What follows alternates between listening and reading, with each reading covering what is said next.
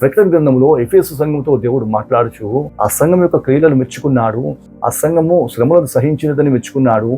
ఓర్పును సహనమును కలిగి జీవించినదని ఓర్పును మెచ్చుకున్నాడు.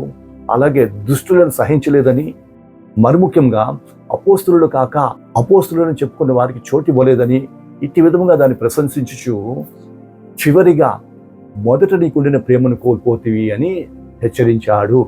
అనగా ఈ సంఘము మొదటిలో దేవుని సన్నిధిని, దేవుని సహవాసము, దేవుని యొక్క ప్రేమను అనుభవించినదై ఉండి దేవునితో అంటుకట్టబడిన సంఘము.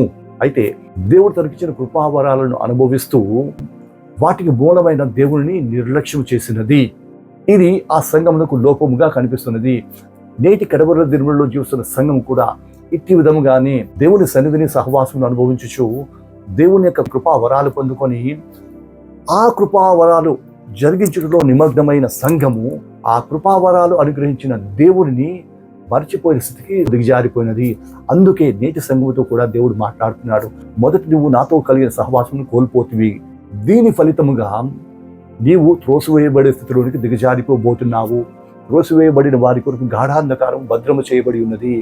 అట్టి విధమైన స్థితిలోనికి నీవు పోకూడదనే ఉద్దేశంతోనే ఏ స్థితిలో నుంచి పడిపోతావో, నాతో ఎట్టి విధమైన సంబంధమును మొదట కలిగి ఉన్నావో దానిని మరలా పునరుద్ధరించుకో. నాతో అంటుకట్టబడిన వాడవై ఫలించుచున్న చెట్టు వలె ఉండు. అప్పుడు నేను నీ కొరకు సిద్ధపరిచిన ఆ పరమరాజ్యములోనికి నిన్ను తీసుకుని పోబోతున్నాను అని చెప్పుట ఈ మాట వెనుక దేవుని ఉద్దేశము.